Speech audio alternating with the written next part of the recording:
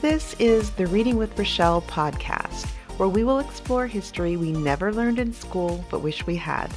I'm Rochelle Chase, and this week's book is The Black Cabinet, the untold story of African Americans and politics during the age of Roosevelt by Jill Watts.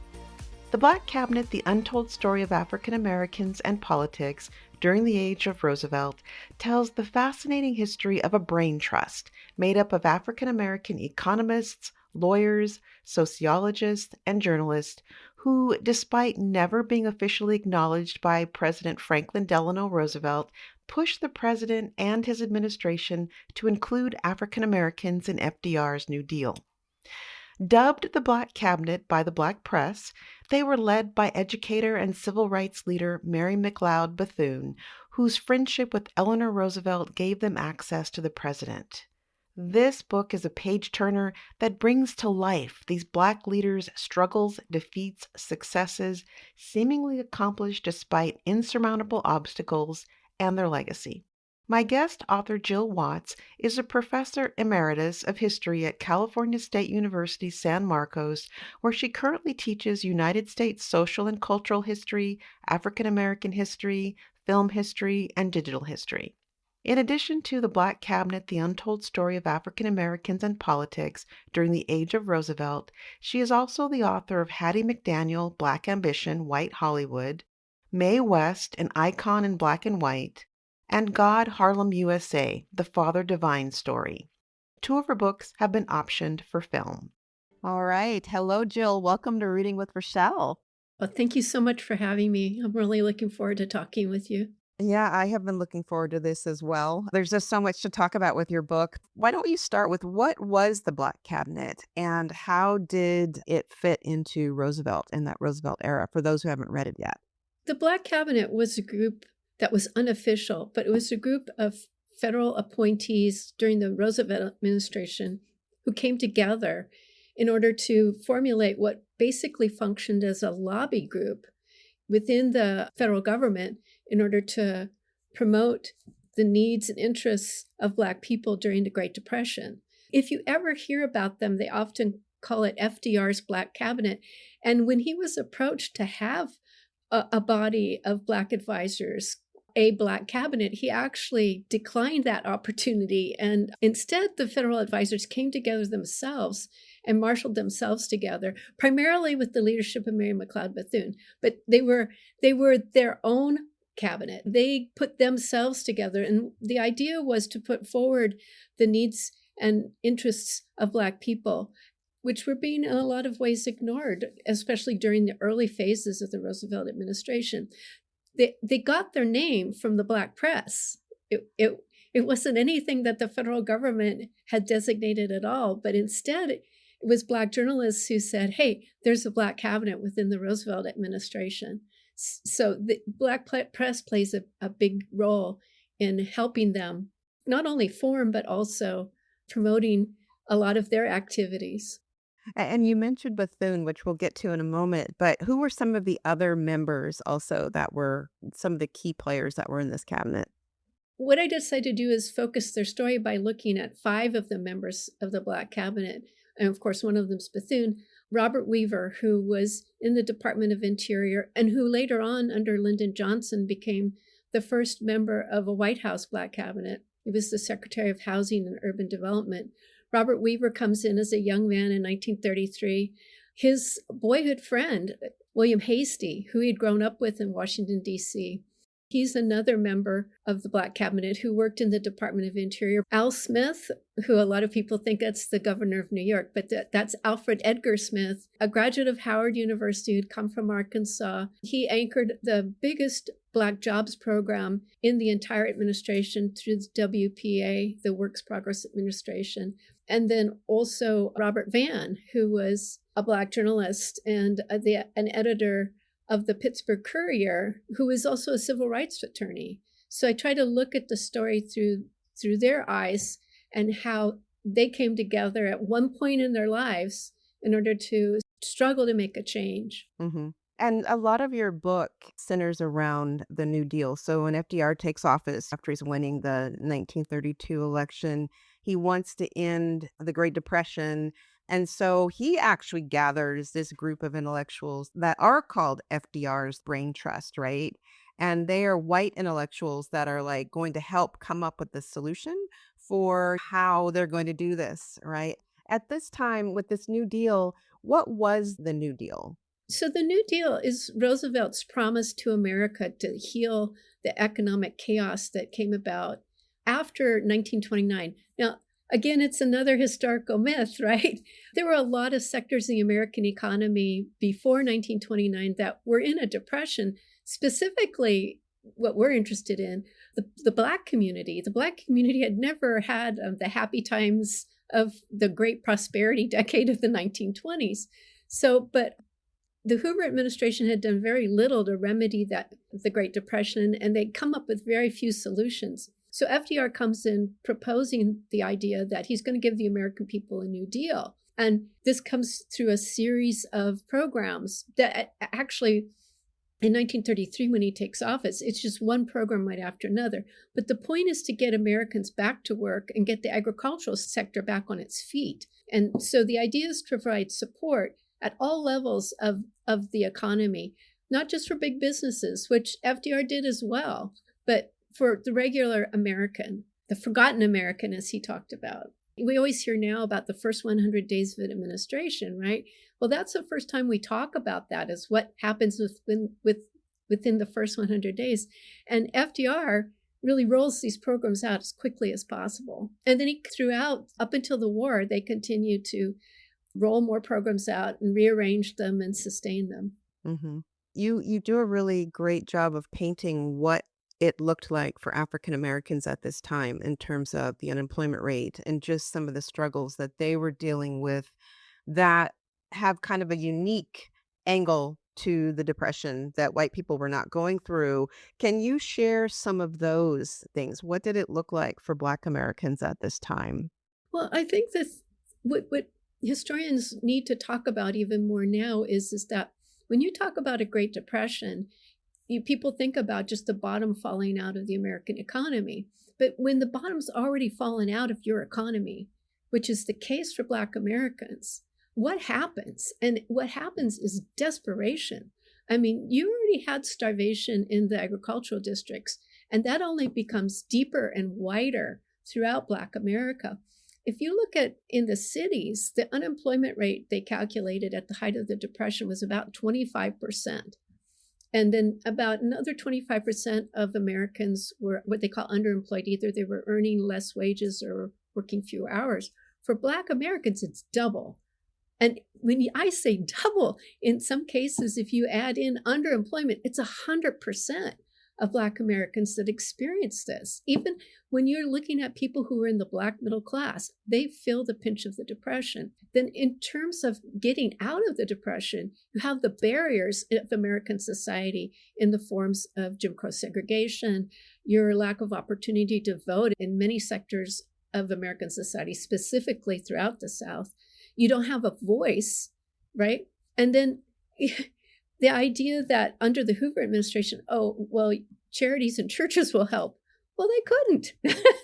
Nobody had any money. So when FDR comes into office, there's a lot of hope in Black America that the New Deal will reach Black America. But the problem is they don't calculate in the specific needs of Black Americans, which is that those barriers of racism and the idea that the government has never really paid attention to Black America and its specific configurations.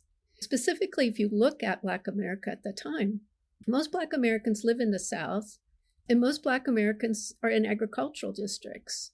Nobody pays attention to the specific agricultural policies that Black America really needs. For instance, if you send money out to agricultural districts to help subsidize farmers, it never gets to Black farmers, in part because of racism, and in part because the majority of them are sharecropping or tenant farmers. And so the white landlords just gobble up all the resources. There's the issues of healthcare. There's the issues of being enfranchised. There's just school issues, right? Education.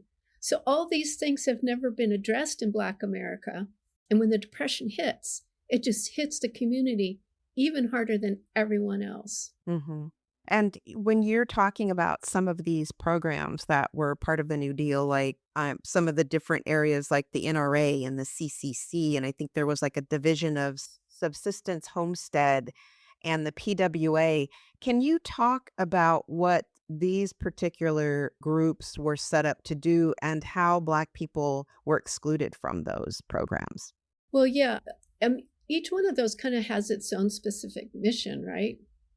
That, for instance, if you take something like the PWA, which eventually becomes the WPA, the jobs programs, right? They start funding jobs programs. And a great example is in the funding of infrastructure programs. For instance, building federal housing. It's the first time you've had federal housing programs. So they pump money. The great example in the book is in Atlanta. They pump money into Atlanta and say, we're going to build federal housing. They go in and decide which area are we going to build it in. Oh, well, we'll build it right over here in the Black community. And so they raise the Black community and they begin building new structures, which Black Americans aren't going to be welcome in. So it's a kind of a double hit if you think about it, because they've taken away my housing. They've driven people who weren't homeless into homelessness, and then they're not going to accept your application for what they're building, right? Then the second hit comes when they're building all this in the community, but they're not going to hire any Black tradesmen to help build it. And what they will do is bypass skilled Black carpenters and hire white people who have no experience in construction and have them building of these structures. This happens throughout the country. So there's an example of jobs programs. If you look at the Civilian Conservation Corps, the idea was to give young men an opportunity to build skills and get an education. And they set up these camps under the American military throughout the country, right? The American military is segregated. So they resist integrated camps. And where they do integrate camps, there's a lot of stress placed upon Black recruits because they're being marginalized and treated like, in some cases, servants, young Black teens being treated this way. So you have another example in that as well. So there's numerous examples of discrimination throughout the New Deal as it was being practiced. And that's why you needed those Black voices at the level of Washington and the federal government. You needed them in there to advocate and to catch these things and document them.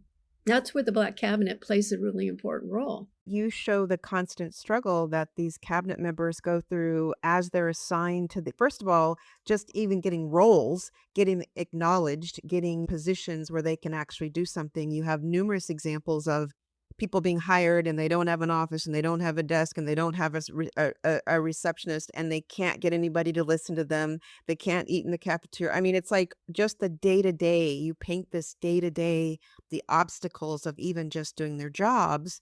They can't get a response. There's these constant meetings and such where these cabinet members are coming with this awesome data, they're presenting it, and it's like crickets, nobody's listening. Or like equal pay, I think that was one of them where they're getting this feedback that, well, no, we can't really pay Black people equal because everybody knows that Blacks are less productive and they're less able workers than whites, and they don't need as much money, which I thought was, I couldn't believe that when they don't need as much money because they don't make as much. Their expenses are less, so they don't need money. I mean, it was just these excuses that are given as if these are, yeah, you should accept that too. So you have countless instances of the obstacles that these cabinet members are experiencing on a day to day, just trying to make a difference, which is really amazing that they're actually able to make a difference with all these obstacles that they're faced with.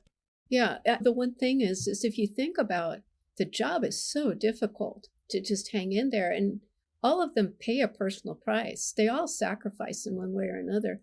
One of the people that I talk about in the book that really hit home for me was Henry Hunt, who worked in the agricultural program, and he had been a president of Fort Valley State College, and he'd come to Washington, D.C. in order to advise on agriculture. And he got the New Deal to establish a farmstead in Georgia for Black people because people were being turned away from those cooperative farm relief programs. And he succeeded in doing that. And it was a model program. And in the end was very successful. It built a school, it built a community center. You could farm your own farm, or you could join one of the collective farms. But just before it opened, he died of a heart attack. I mean, that really, you look at the sacrifices that all of them made in order to make a difference within the federal government, but just the difference in people's individual lives. It's really, really touching when you think about what people were willing to do, to put on the line to make it a better country. And what Bethune would say is making a better country means you make it better for everybody. If one group gets left behind, Bethune, Robert Weaver, they all would say one group gets left behind, we all get left behind. And driving home that point. And you also show how they're not just working these government jobs, which are full time and are taking a bulk of their time, but they're also doing civil rights work on the side in their spare time as well. Or they're working at universities, or I mean, it's just amazing all the things. Their lives are literally dedicated to trying to make a difference. And they're facing pressure in the office. They're facing pressure sometimes in the Black media, who's saying they're not doing enough. So they're not getting the support there, and although they are sometimes, but it goes back and forth because they're not privy to what they're going through on a day-to-day basis. It seems like there's incredible stress and pressure and a lot on their shoulders with what they're trying to do. Mm-hmm, mm-hmm. Yeah, I think it's interesting, that relationship with the Black press, because some of them are even still writing in the Black press, right? Al Smith he actually takes on a pseudonym in order to kind of say what he wants to say, and publishes in the Chicago Defender. And the Black press is great because Black cabinet members will come to the press and say, we're not making any headway inside. We want you to leak this. And they can use the press to pressure from the outside, but many of them retain their memberships in activist organizations and leadership within the activist organization. Hasty, for instance, is consulting on civil rights cases for the NAACP throughout. Bethune is an officer in the Urban League and the NAACP and numerous other groups. And so they're able to marshal their friends from the outside while they're pushing inside. The friends from the outside are also pushing. I wonder sometimes, since I did the book, I often think about how often was it, criticize us, say we're not doing enough, because that puts pressure on the administration to act. If we say, hey, we're trying. Yeah, yeah. So. And you raise a good point because the press was very instrumental in helping them. And I found that interesting, that the creativity that they had to use to try to get things done. It was like, we're going to use whatever method. If we can't get the support internally, we're, in a sense, they're playing politics as well, politics within politics. Or bringing up Bethune, she comes in. There's a little bit of, it seems like, infighting within the group. She comes in, unites them, but she also helps them get their message to FDR. So they're using her as well. Can you talk a little about Mary McLeod Bethune, how she enters this and her relationship with Eleanor Roosevelt? Oh, yeah. I'm continuing to work on Bethune because she's just so important. I think people don't realize that in the first half of the 20th century, she's one of the most important American women, period. In the Black community, in the nation at large, she's important. Bethune's a genius at grassroots organizing. When she comes into the administration, she really, I think, fuels the Black cabinet in a way they hadn't been fueled before. It was predominantly men. It was all men, really. I say predominantly men. It was all men. And they were very divided by generation. And Bethune comes in and says, well, it's time to unify. You can't just stay off in your own divisions. You have to get together. And we have to march forward as one, because that's how we're going to make change. And she's been saying that for years. I mean, she did that with Black women's organizations. At the same time she's recruited to come into the government, she's founded the National Council of Negro Women. And that's part of like the genius of Bethune, because she establishes that right in Washington, D.C. So FDR knows, and so do the Democrats. They know Bethune is going to carry considerable influence. And bringing her into the administration, which she's been very interested in, maybe perhaps cooperating with him. She supported Hoover in 1932. She didn't vote for FDR. She voted for Hoover. She was publicly supportive of Hoover. And she's slowly coming over to FDR's camp. And on top of it, she has this relationship with Eleanor Roosevelt. And that's a real plus for the Black cabinet. She can't really get to FDR, but she can get to Eleanor Roosevelt. And over time, she eventually can get to FDR too. The Black cabinet members were trying everything possible to get the information to FDR, get suggestions to FDR, and they can't. But once Bethune gets in there, she's able to carry them herself into these private meetings with the president and the first lady. And she has this grand vision for the New Deal. I think other Black cabinet members, of course, they believe this, but her idea is if we can unify, what we can really do is transform the New Deal into something that it should be, which is the second Reconstruction of America. Her colleagues, basically, they believed that, but what they were doing was fighting within these little divisions to get aid. But Bethune said, we got to fight to get aid. We'll do it together, but we're also going to fight to transform the institutions. And I think that was key. A light bulb kind of went off when I read that part when, of course, I understand it's very important for what they're fighting for on an individual level, economics, equality, and those sorts of things. But they're in it for the long term as well. Yes, we have an immediate need right here, but we're changing the way things will be done. People will be treated going forward. So I thought that was a key point to point out as well. There was a really cute little story that you shared, which really just kind of, in a sense, summarized her personality when you were talking about her first visit to the White House when she was working for Hoover, the Hoover administration. And she's walking on the grounds, and this groundskeeper comes up to her and he calls out, "Hey there, Auntie, where y'all think you're going?" And Bethune claimed she stopped, walked over to him, studied his face, and then answered, "I don't recognize you. Which one of my sister's children are you?" She then marched confidently into the White House. I mean, I think that kind of gives you this really visual impression of who this woman is. She had no fear. She was competent. She believed in what she was doing, and she did not let anybody get in the way or tell her no that she couldn't do something, which you also point out in numerous examples in the book, much to some people are a little bit taken aback by that and are not as receptive as others, but overall, everybody just has this awesome amount of respect and belief in her, men Yeah. and women, which at those times to get men behind you, that was Yeah. pretty Yeah. huge. I mean, it's true that some of the Black cabinet members behind her back would kind of complain. They would never complain to her face, though. And Robert Weaver I think he felt she was more dramatic and less intellectual. I really feel like what I want to do now is show more what a thinker she was, because she was intellectual. She had a framework, but she was a doer. She was out there to act, and she had this dynamic, charismatic personality. And the art of persuasion, she was the queen of that. You just could not say no.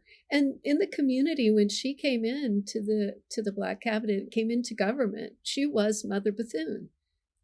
That was the way she was recognized, acknowledged, and she embraced that. And so nobody dare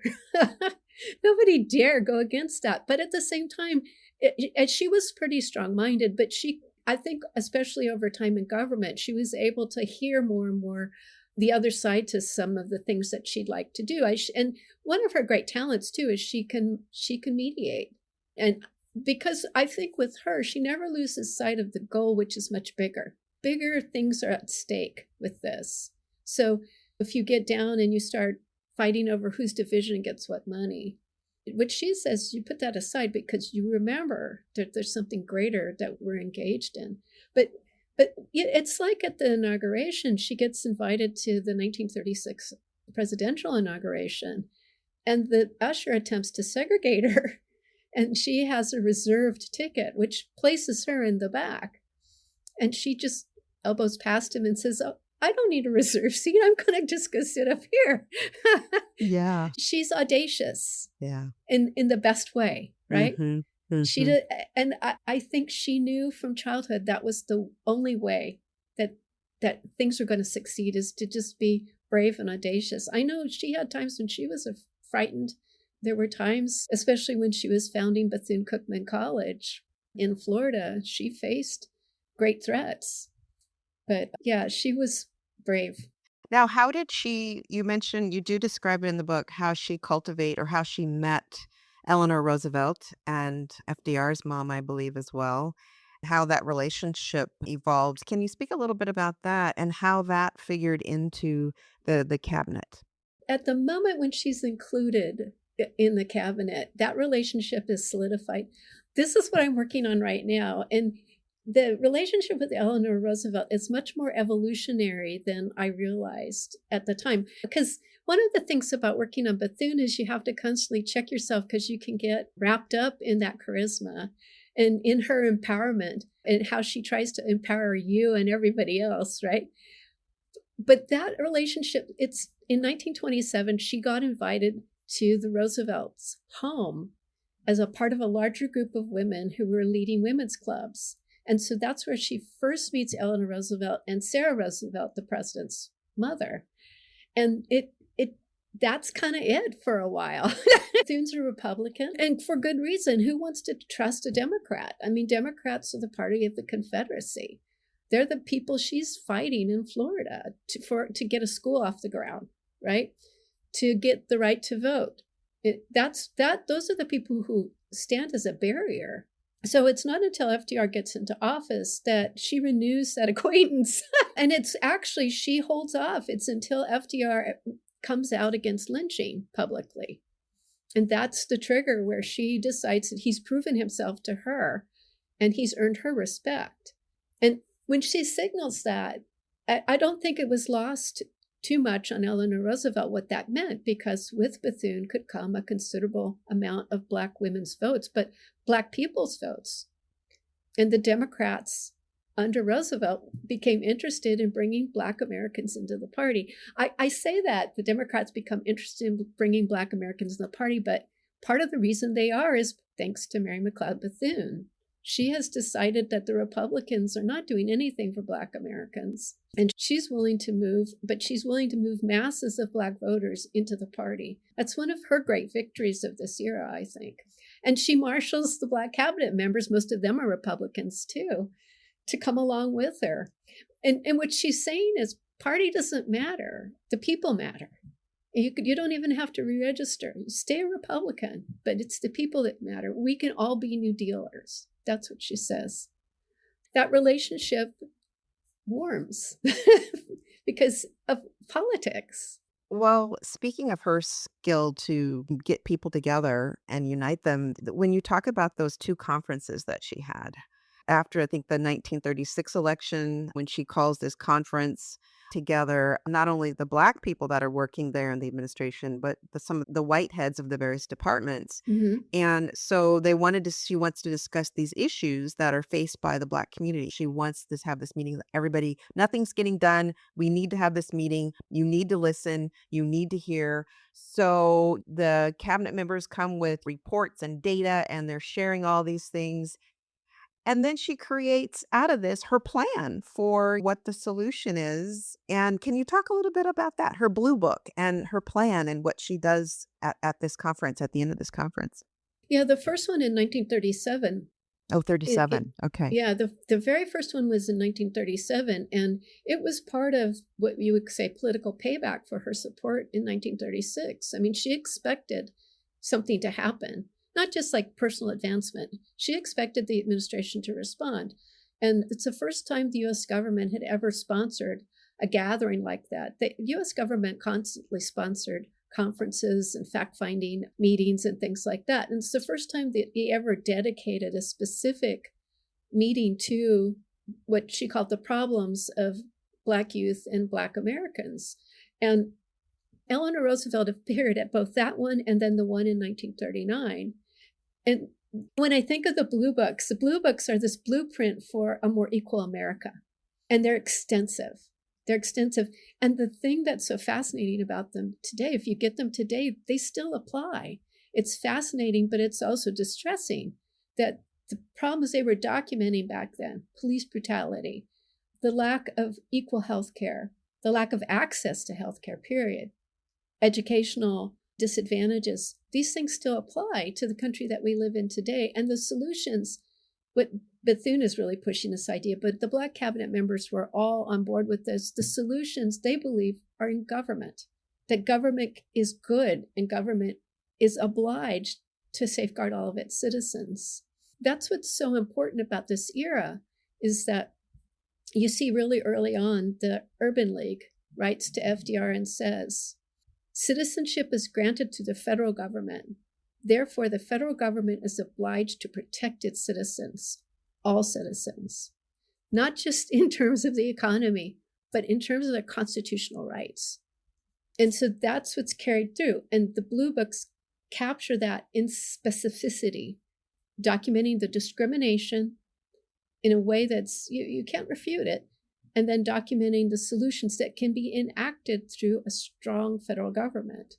Right now, people are talking, states' rights, right? But the problem of leaving stewardship in the states is that the states don't necessarily pursue the right course. They don't believe in the equality for their citizens. The federal government is supposed to safeguard that. And that's what the cabinet in their various field investigations, when they're out in these various communities and they're researching what's going on, I mean, that's what they're seeing, right? Is these state agency, they're not handling the problems. That's the problem. They're the same racist ideas and exclusionary tactics, and all of that is being used. They're dismissing claims. They're not funneling resources. And so that's the problem, right? Because it's at that state level. And that's what, to your point, they were trying to stop. Yeah, the funds flow down to state and local administrators who ignore the idea that they're supposed to be equally divided. That's what's so, when Bethune comes in to the National Youth Administration, that agency was new. And one of the first things she says is, you have to safeguard against this. You cannot replicate the racism that's within the New Deal already. And then she begins her battle to keep it out of the National Youth Administration, which means she is on top. She and her office are on top of the state and local administrators. And one of those state administrators that she tangles with is Lyndon Johnson. He says later, she influenced me. So later on, he brings back the New Deal during his administration and acknowledges her influence over him. So, but you have to have a federal government that's open in itself to safeguarding those rights. And that's what you had in the Roosevelts. The Roosevelts were very different in terms of what you had seen in the White House for many, many years. And they were invested in this guy, in the quote, common American, right? So if we go back to this conference that she has, so she comes up with this plan. She makes 3,000 copies, distributes them to these various departments. And then it's like, okay, most of the different departments ignore them, or they give some bland acknowledgement, like you said, or they give some defense to, oh no, everything's fine, or this is why my program's like this, or some sort of a racist reason of why they're not going to implement it. This is another example where they do all this work, they show all this, and it's like, okay, crickets, nothing happens. I believe after this, was it after this then that Philip Randolph is brought in and he provides his assistance? Can you speak a little bit about that? Well, they try it in 37. They try it in 39. It does get to the president and the first lady. It gets out to the community at large. Like you say, there's this roadblocks amongst the cabinet members and other people who kind of just, they don't want to do this. They're not committed to it, right? But Bethune's not going to let it go. And neither will the Black cabinet members. But what you have is the approach of the war. And so what's happening, what's shifting is the attention from healing the Depression to being prepared in case the nation's attacked. And so FDR's attention is going in a different direction. And with that, what you have is the building up of defense spending and the closure or the downsizing of New Deal programs. And so what Randolph is looking at is he's saying, there's got to be equality here because the defense contractors are only hiring white workers, but the Black workers who are now put out of work don't have anything. And so that leaves this gap. So A. Philip Randolph, he actually goes the government route. There are meetings with FDR. And as one of his assistants says, he was riding the train after one of these meetings that was completely unproductive. And he decides that It's mass grassroots action that's going to make a difference. And so in 1941, he proposes the idea of marching on Washington, gathering everyone together and marching on Washington. That Bethune and the Black Cabinet, they've been generating reports. They've got the blue books. They're great. This is exactly what we need to do. But he doesn't have as much trust, for good reason, in FDR, and that the White House is going to lead any kind of dramatic reconstruction of the nation, especially at this point as the nation's teetering on the edge of war. And so he proposes that march, and he begins to organize it, and it fragments the Black Cabinet. Some of the Black Cabinet are afraid that there'll be violence, not on the side of Black protesters, but on the Washington, D.C. police side. The Washington, D.C. police are white Southerners, and they're worried about police brutality. Some members are afraid of that. But there are a lot of Black Cabinet members, Al Smith, for example, William Hastie, who are in league with A.F.L. Randolph. They think he's right. And actually, Al Smith, in his undercover newspaper column, is promoting it. So yeah, his idea is that grassroots action is all we have left.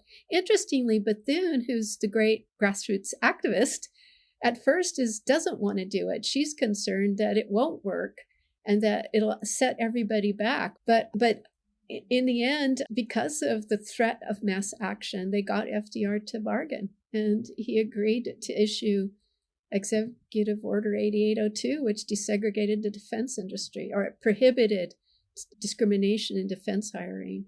So it's like, okay, they have this order, and I think there was like this Fair Employment Practices Committee that comes out of that's supposed to monitor things. But once again, it's like, no, we don't want Black people to be ahead of this. The chairperson was a white person, but I think you had, what, 3 white people, two Black people, and then it ended up being a 4th white. Anyway, it was interesting that I saw that come up multiple times where at least this was progress. You had a Black person or a couple of Black people on the committee, where these other ones, they would set these up like, no, we're not going to have the cabinet look into these Black issues. We're going to set up a white committee to look into it. And I think in one of them, it was like, no, Black people are too emotional. We need someone that's going to be unemotional and objective. And again, you just had these various barriers. But at least out of this, you did have at least an interracial committee that was supposed to look into these cases.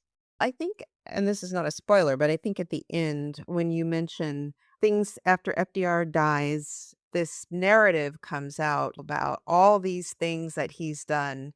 And it really is the cabinet that has been responsible for getting a lot of these things done. But now he is credited with it. And not only that, he's now credited for this Black cabinet. It's now, like you said, FDR's Black cabinet. And he's given now attribution for this cabinet, which he did not acknowledge at all during his lifetime. So it seemed like this was one of the reasons why you seem to be so passionate about getting this story out, is this was not FDR's cabinet. This is what these people accomplished in spite of not having FDR's public support. Is that a correct statement to make? I think it was hard in a way to research and write the book, because you felt like things would start to move and then the door would shut again.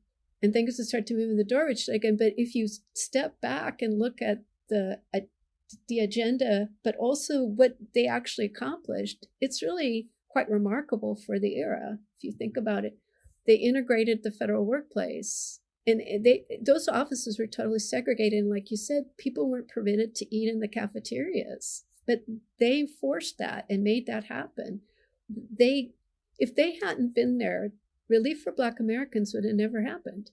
It would have kept bypassing the community, and it never was at the level it was supposed to be, right? But it was some. And so all these things where FDR really does break with the past tradition that the White House had established really should be credited to Black Americans in that cabinet who made it happen. They were their own cabinet, their own agenda, and they made it happen because they were there. We wouldn't even know what happened in Black America during the 30s if it hadn't been for them in there documenting it. Nobody would have documented it. And then you can add on the WPA slave narratives. That was a big project where they sent people. So you know more about the Black past. And in FDR brought Black Americans into the Democrats. No, he didn't. Black Americans made that decision, and Black leaders led that. So, and there's a film coming out in December about the Black women wax, the postal workers, Tyler Perry movie. FDR didn't do that. Mrs. Bethune did that. What were some of the, when we talk about some of the accomplishments that came out of this, can you list numerous ones in your book and you pepper them all throughout because there are different things that are accomplished at different phases. I didn't realize FDR had 4 terms. You really take the reader through pretty much the 4 terms and show what the Black cabinet is accomplishing. Sometimes there's setbacks. Well, a lot of their setbacks are obstacles or what have you, both internally and externally.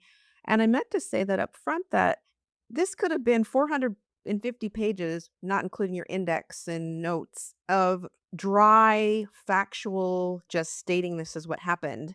But you really take us through, we're in these people's lives. I mean, we're seeing their day to day. We are there in the office with them. We are in meetings and we're seeing, okay, they move forward this way and then they get turned down here. And so my point is you managed to make this a very interesting read by really showing not only what is going on within these cabinet members' lives, but what's going on, what it looks like for Black people at this time period, why what they're fighting for is so important.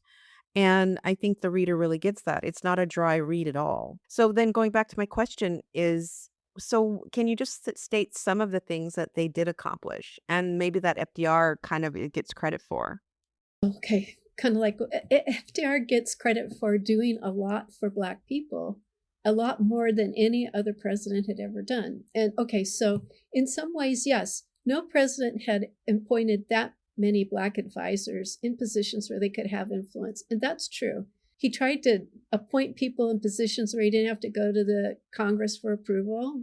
He tried to slip people in because he was persistently afraid of alienating white Southern Democrats and thought that they would go against his New Deal agenda and vote the whole thing out. So I don't want to say that FDR doesn't deserve any credit. And I do think he was far more open in his own mind to Black equality than past presidents. But what the Black cabinet accomplished was getting resources to Black communities, never at the level it needed, but that meant building Black schools.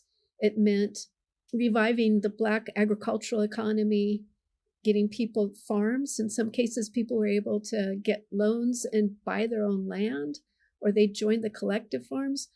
And then there's just the basic day-to-day needs, like getting healthcare into the community, making sure people weren't starving to death anymore, housing, both in agricultural communities, but public housing. You never had a public housing program in the United States until this point. And Robert Weaver is in there saying, when we can, we have to integrate housing. It's our first step. If we live together, we come together. And it, wasn't always successful. In fact, that was one of the big goals of the Black cabinet that probably you'd say failed because they weren't able to integrate America according to the vision that they had for it. But there were places where integration happened in these housing programs, in some of the youth training programs and under the National Youth Administration. You find kids kind of coming together, integrating the federal government, those offices saying, I'm here, you have to accept that I'm here. I'm going to eat in the cafeteria, and you're going to have to accept that. The American political system was changed. The Democrats realize that Black votes will get them victories, and they come over to the idea that they need to court Black voters, and they understand that if they're going to do that, they have to do something. For the first time in American political culture, you really have strong competition between the parties for the Black vote. And both parties realizing that they need to do something, but also continuing to try to sidestep actually doing something. And then one of the big agenda items of the Black cabinet was to integrate the military, and that didn't happen. But I would argue that they began that's a process. And if they hadn't been in there reminding the U.S. military and the commander-in-chief, if they hadn't been in there pressuring them on that, then the next step isn't going to happen. You have to start somewhere, right? I mean, what they are is a successful bridge between early civil rights activists of the 20th century, or post-Civil War era. They bridge between as far back as Frederick Douglass, but you're talking Du Bois and Booker T. Washington, Marcus Garvey, and then the next generation. They're the bridge to Martin Luther King and Malcolm X and Rosa Parks and that next generation of activists. They're part of, but they're not separate from it. A lot of people say, oh, well, they kind of laid the groundwork, but they're more than laying the groundwork. They're the bridge, and they're part of this long civil rights movement. And so that's one of the big things that they're responsible for. But I do think that when we remember FDR as an icon, we remember him as this progressive icon on the issues of race. And it's because of the image that was conjured up after his death. So, I mean, it's much like Lincoln. We remember Lincoln fondly because of an image that came forward after his death too. And in his time, you have to give him credit for what he did, both Lincoln and FDR, but a lot of what the credit comes from is actually the strength and energy and bravery of Black people. Well, that's a great segue into Bethune and your next book. What are you working on? Are you working on a book about her? What is this project that you've hinted at? I'm trying to do a biography of Mary McLeod Bethune. This is just a slice of her life, right? But it's a big slice, and it's probably where she was at the peak of her power.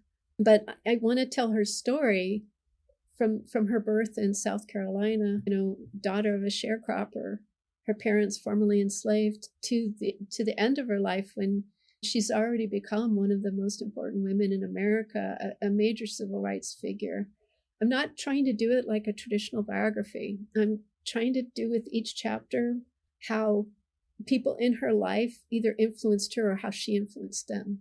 And so I'm trying to move her through that way and tell her story that way. Awesome. Do you have a release date for this?